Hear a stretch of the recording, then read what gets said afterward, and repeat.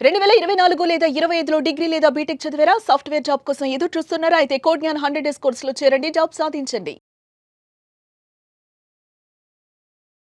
చాలామంది స్టూడెంట్స్‌కి ఇన్ఫోసిస్‌లో జాబ్ ఎలా క్రాక్ చేయాలి అనేటువంటి దాని మీద ఒక చిన్న డైలమా ఉంటుంది కదా!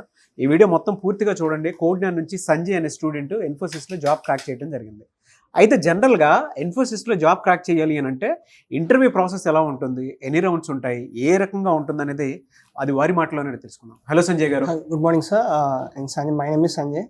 నేను 2025 ECE pass out from Siddhartha engineering college Vijayawada. Okay. వచ్చేసరికి ఇంటర్వ్యూకి నాకు బేసిక్గా ఫస్ట్ మనకి అప్లై చేసుకున్నాక you will get a mail regarding that there will be exam in this venue. So నేను ఆ కేఎల్ యూనివర్సిటీలో పడింది. నేను అక్కడికి వెళ్ళి రౌండ్ 1 వచ్చేసరికి మనకి అనలిటికల్, రీజనింగ్ అండ్ గ్రామర్ ఈ టైప్ ఆఫ్ ఉంటుంది. కోడింగ్ ఫస్ట్ రౌండ్ ఉండదు. సో ఆఫ్టర్ దట్ మనం అన్నీ క్రాక్ చేసి అన్నీ పెట్టినాక అంటే కట్ ఆఫ్ ఉంటుంది. ప్రతి సెక్షన్కి ఒక కట్ ఆఫ్ ఉంటుంది. So the basic thing is ప్రతి దాంట్లోనూ మీరు అట్లీస్ట్ అటెంప్ట్ చేయాలి. సో అలా అని చెప్పి అన్ని సెక్షన్స్లోనూ అన్నీ చేసుకుంటూ పోకూడదు.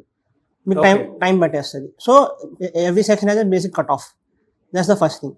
అండ్ ఆఫ్టర్ దట్ మీకు ఫస్ట్ రౌండ్ అయిపోయినాక మార్నింగ్ స్లాట్ ఉంటుంది. మార్నింగ్ స్లాట్ ఒక 5 hours or 7 hours తర్వాత మనకి మెయిల్ వస్తుంది regarding that you have short listed for first round అయిపోయింది. Second round short list interview ఉంటుంది మీకు ఈ టైంలో ఉంటుంది. అది కూడా సేమ్ అదే వెన్యూ కేఎల్ యూనివర్సిటీ. సో ఆ కేఎల్ యూనివర్సిటీకి వెళ్ళాను మార్నింగ్ 10 కల్లా. వెళ్ళి అక్కడ ఒక 2 hours వెయిట్ చేయాల్సి వచ్చింది. దాని తర్వాత నాకు ఛాన్స్ వచ్చింది. నాది వచ్చేసరికి ప్యూర్లీ ఎలా వెళ్ళిందంటే టెక్నికల్ బేస్డ్ వెళ్ళింది. సో మామూలుగా అందరూ రెజ్యూమే బేస్డ్ నాకు టెక్నికల్ బేస్డ్ వెళ్ళింది. రెజ్యూమే పక్కన పెట్టి ask me give me something which is not in resume అని చెప్పారు. సో ఓకే, 10th నుంచి వర్క్ చేసినవి, బీటెక్లో చేసినవి అన్నీ చెప్పాను. టెక్నికల్ ఎక్స్ట్రా కరికులర్ అన్నీ చెప్పాను. ఆఫ్టర్ దట్ ఇంటర్వ్యూ వచ్చేసరికి హాఫ్ అన్ అవర్ అయింది సార్. నాది హాఫ్ అన్ అవర్ అయింది. Okay. So like we're discussion, నా ఇంటర్వ్యూతో డిస్కషన్ అయింది నాకు బాగా. సో ఆఫ్ క్యాంపస్ వచ్చింది. ఆఫ్టర్ దట్ ఇంటర్వ్యూకి ఎలా జరిగిందంటే like those are preparing for software they will note this terms like data structures మీద అడిగారు, బైనరీ ట్రీస్ అని చెప్పి వాటి మీద జస్ట్ థియరిటికల్ కాన్సెప్ట్స్ అడిగారు. అండ్ దాంట్లో ఫుల్ స్టాక్ వచ్చేసి DBM డేటాబేస్ ఉంటుంది కాబట్టి డేటాబేస్లో వచ్చి SQL మీద అడిగారు. సో SQLలో కొన్ని క్యూరీస్ లైక్ థియరీ కాన్సెప్ట్స్ అడిగారు. ఆఫ్టర్ దట్ కోడింగ్లోకి వచ్చారు. లైక్ బేసిక్ కోడింగే లైక్ ఆమ్స్ట్రాంగ్ నెంబర్ కానీ యూనివర్సల్ డిజిట్ కానీ ఇలాంటి పాలిండ్రోమ్ కానీ చెప్పారు. నేను పైథాన్ కాబట్టి పైథాన్లో చేశాను. ఆఫ్టర్ దట్ నా రెజ్యూమేలోకి అప్పుడు వచ్చారు ఆయన. వచ్చి ప్రాజెక్ట్ మొత్తం చెక్ చేసి ఓకే ఈ ప్రాజెక్ట్ చేసావు కదా, దీని మీద క్వశ్చన్స్ అడిగారు. So the first thing you have to determine is whether you are good with the project or not. మీ రెజ్యూమేలో పెట్టిన ప్రాజెక్ట్కి మీరు ఎంతవరకు న్యాయం చేయగలరు. మీరు పూర్తిగా తెలిస్తేనే పెట్టండి, లేకపోతే అసలు పెట్టద్దు. సో లాట్స్ ఆఫ్ పీపుల్ ఏం చేస్తారంటే ఇంటర్వ్యూకి వెళ్ళే ముందు నెట్లో ఏదో ఒకటి దొరుకుతుంది అది పెట్టేస్తారు, కానీ క్వశ్చన్స్ అడిగితే చెప్పలేరు. సో నేను కాలేజ్లో 2-3 ప్రాజెక్టులు చేశాను. ఒక పేపర్ పబ్లిష్ అయింది. సో దాని మీద నన్ను అడిగి నేను మొత్తం చెప్పగలిగాను. సో అక్కడ హెల్ప్ అయింది నాకు. అండ్ దాని తర్వాత నెక్స్ట్ క్వశ్చన్ వచ్చేసరికి do you have any questions for me అని అడిగారు. నేను AI like trending topic is AI right, artificial intelligence ఎలా చేస్తుంది నేను చెప్పాను. ఇన్ఫోసిస్ AI ఎలా డీల్ చేస్తుందంటే నేను చెప్పారు ఇలా ఏజెంటిక్ AI అని ఉంటుంది, మేము ఎలా వాడుతున్నాం అలా జరిగింది. సో ఇంటర్వ్యూ వచ్చేసాక హాఫ్ అన్ అవర్ జరిగింది.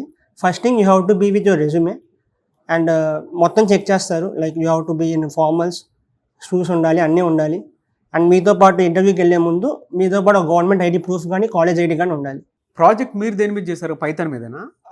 అవును సార్. అంటే నేను అది పైథాన్ బేసిక్ కూడా చేయొచ్చు. నేను చేసింది కాలేజ్లో మ్యాట్లాబ్ మీద చేశాను, ఇంకోటి పైథాన్ మీద చేశాను. ఓకే. సో ఒక పైథాన్ దాని మీద క్వశ్చన్స్ దాని మీద అడిగారు. అంటే ఫస్ట్ టెక్నికల్ అయిపోయినాక అప్పుడు రెజ్యూమేలోకి వచ్చారు. సో కోడ్ జ్ఞాన్ ఇంత మంచి ప్లాట్ఫామ్ క్రియేట్ చేసింది కాబట్టి అడుగుతున్నాను. కోడ్ జ్ఞాన్లో మీరు జాయిన్ అయ్యి ఎన్ని డేస్ అయింది? ఒక 3 months అయి ఉంటుంది సార్. సో 3 monthsలోనే మీకు ఇన్ఫోసిస్లో జాబ్ వచ్చింది. సార్ యాక్చువల్లీ కోడ్ జ్ఞాన్ వచ్చేసరికి నేను ఇంకోటి ఏం చెప్దాం అనుకుంటున్నానంటే మనకి సాఫ్ట్ స్కిల్స్ ఉంటాయి సార్. నాకు అంతకుముందు ఒక 2-3 ఇంటర్వ్యూస్ అయినాయి కానీ బట్ నా సాఫ్ట్ స్కిల్స్ అంతగా బాగుండేవి కావు. అంటే మా కాలేజ్లో జరిగేవి, బట్ ద థింగ్ ఈజ్ కాలేజ్లో ఏంటంటే మనకి ఒక వీక్ తర్వాత ఇంకో వీక్ తర్వాత జరిగేది. సో ఈ ఫ్రైడే జరిగింది, నెక్స్ట్ ఫ్రైడే జరిగేది. బట్ కోడ్ జ్ఞాన్ అడ్వాంటేజ్ ఏమైందంటే నాకు ఫస్ట్ మాకు రావంగానే ఫస్ట్ సాఫ్ట్ స్కిల్స్ మొదలెట్టాయి, soft skills and Python. So Sujatha madam అని చెప్పి వచ్చారు. ఆ మేడం మాకు ఏం చేశారంటే ఒక 30 days వరకు at least for 1.5 hour we used to talk in English. So దానివల్ల మా కమ్యూనికేషన్ బాగా పెరిగింది, గ్రూప్ ప్రాక్టీస్ వచ్చింది, బాగా ప్రాక్టీస్ వచ్చింది. అదే క్లాస్ కాలేజ్లో అయితే మనకి మధ్యలో గ్యాప్ వచ్చేది. ఇది సేమ్ ఒక హాఫ్ అన్ అవర్ ఒక ప్రతి 1.5 hour 30 days కంటిన్యూగా చేసేసరికి it has been a good impact for me. Okay. So అదొకటి. ఇంకోటి మా సౌమ్య మ్యామ్ పైథాన్ చెప్పారు. సో అది కూడా మాకు బాగా హెల్ప్ అయింది. అండ్ సతీష్ సార్ కూడా చెప్పారు లైక్ DBMS మీద. సో అది కూడా హెల్ప్ అయింది. యా. ఓకే. మీ పేరెంట్స్ ఏం చేస్తుంటారు? My father is that sir. So is an అంటే ఆయన ఒకప్పుడు సాఫ్ట్వేర్ ఇంజనీర్. ఆయన 2016 నుంచి చనిపోయారు, 2009 నుంచి చనిపోయారు. Okay. So my mother is BD lecturer in Padmavathi BD college. So I'm on my own. Okay. ఇక్కడైతే జనరల్గా ప్లేస్మెంట్స్ ఎలా చూపిస్తారు కోడ్నాలో మీకు? It's happening. అంటే ఓన్లీ మీరు దేనికోసం అయితే ట్రైనింగ్ తీసుకున్నారో దాని వరకే ట్రైనింగ్కి మాత్రమే ఫీజు తీసేసుకొని జాబ్స్ అయితే ఫ్రీగా చూపిస్తారా? జాబ్స్ అయితే ఫ్రీ చేస్తారు. లైక్ మన ట్రైనింగ్తో మనకి యాక్చువల్లీ ఏమవుతుందంటే ఆఫ్టర్ పేయింగ్ ద మనీ మీకు మనకంటూ సపరేట్గా జాబ్ పోర్టల్ ఓపెన్ అవుతుంది లైక్ ప్రతి స్టూడెంట్కి. సో ఆ స్టూడెంట్ అక్కడ ఎగ్జామ్ కానీ జాబ్స్ కానీ దాంట్లో పెడుతుంటాయి. మొన్న కూడా ఒకటి పడింది AIML మీద. సో ప్రతి వీక్ వస్తూనే ఉంటాయి sir. You have to just apply and short list అవ్వాలంటే. సో వీళ్ళు చూపిస్తూనే ఉంటారు ప్లేస్మెంట్స్? ప్రతి వీక్ అయితే వస్తుంది జాబ్స్ ఇలా పడ్డాయని చూపిస్తారు. దాంట్లో ఇంటర్వ్యూ అయ్యి షార్ట్ లిస్ట్ అయిన వాళ్ళు వెళ్ళిన వాళ్ళకి ఇంటర్వ్యూ ఎక్స్పీరియన్స్ బట్టి ఒకవేళ సక్సెస్ అయితే బయట ఎక్కడైనా ఏ ఇన్స్టిట్యూట్లోనో అలాంటి అవకాశాలు ఉన్నాయా? ఇక్కడే ఉందా? నాకు బాగా అనిపించింది ఏంటంటే ప్రతి వీక్ పడుతున్నాయి sir placements. And consistency is very important in these types of things. Placements వచ్చేసరికి బాగా కన్సిస్టెన్సీ ఉండాలి. సో మాకు ప్రతి వీక్ ఏదో ఒక జాబ్ పడుతూనే ఉండేది. సో మేము అప్లై చేసుకుంటూ ఉండేవాళ్ళం, దాన్ని బట్టి స్కిల్స్ పెంచుకుంటూ ఉండేవాళ్ళం. సో అలా హెల్ప్ అయింది. సో కోడ్నాన్ ఆ విధంగా మీకు హెల్ప్ అయింది? సార్ కోడ్గా నాకు విధంగా సాఫ్ట్ స్కిల్స్లో హెల్ప్ చేసింది, ప్లేస్మెంట్ విధంగా హెల్ప్ చేసింది. ప్లేస్మెంట్ అంతకుముందు ఒకదానికి స్మార్ట్ ట్రాక్ అయ్యాయని చెప్పి ఒకదానికి షార్ట్ లిస్ట్ అయ్యా, బట్ ఇంకా ఇంటర్వ్యూ అవ్వలేదు. ఆల్ ఓవర్ ఇన్ఫోసిస్ వచ్చేసింది. ఓకే. సో ఓవరాల్గా అంటే ఇప్పుడు మీ ప్యాకేజ్ ఎంత అండి ఇన్ఫోసిస్లో? 3.6 సిస్టమ్ ఇంజనీర్ రోల్. బట్ నేను వినింది ఏంటంటే ఆఫ్టర్ దట్ ఒకవేళ మనం బాగా ట్రైనింగ్లో బాగా పర్ఫామ్ చేస్తే అప్గ్రేడ్ ఎగ్జామ్కి వెళ్ళే అవకాశం ఉందని చెప్పారు.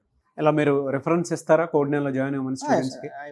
చాలా మంది అంటే మీరు చెప్పినప్పుడు అంటే ఫ్రీక్వెంట్గా కన్సిస్టెన్సీతో కూడుకున్నటువంటి ప్లేస్మెంట్స్ ఎక్కడా లేవు, అవును సార్, ఇక్కడే ఉన్నాయని చెప్పేసి మీరు అంటున్నారు. బట్ దాన్ని చాలా మంది అబద్ధం అనుకున్నటువంటి అవకాశం ఉంది. అట్లాంటి స్టూడెంట్స్కి కానీ పేరెంట్స్కి కానీ మీరు ఏం చెప్తారు?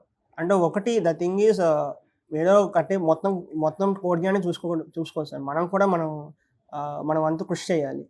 So the more amount of effort you put. అంటే నేను అనేది ఎంత ప్లేస్మెంట్ చూపిస్తున్నారు ఫ్రీక్వెంట్ గా ఉంటుంది అనేటువంటి దాన్ని అబద్ధం అనుకుంటారు చాలా మంది. మీరేం చెప్తారు? లేదు సార్, ప్రతి వీక్ మనకి జాబ్ పోర్టల్ ఓపెన్ అవుతూ ఉంటుంది, జాబ్ పోర్టల్లో పడుతూ ఉంటాయి. అంటే మామూలుగా ఏంటంటే వచ్చేసరికి ఏమవుతుంది, CSE వాళ్ళకి ఎక్కువ జాబ్స్ వస్తాయి, IT కాబట్టి. ECE వాళ్ళకి ఒక వీక్ ఒక 2 or 3 వస్తే, CSE వాళ్ళకి 4 or 5 వస్తాయి. అంటే మేము ECE బట్ నేను వెళ్ళేది IT కాబట్టి అలా చెప్తున్నాను. సో అందుకని సో జాబ్స్ అయితే పడుతూ ఉంటాయి, మనం అప్లై చేసుకుంటూ వెళ్తాను. జాయిన్ అవ్వమని చెప్తారా students? I will refer them. Join అవ్వమని చెప్తారు రెఫరెన్సెస్? ఎనీవేస్ థ్యాంక్ యూ అండి, thank you so much Sanjay garu, and I wish you all the best.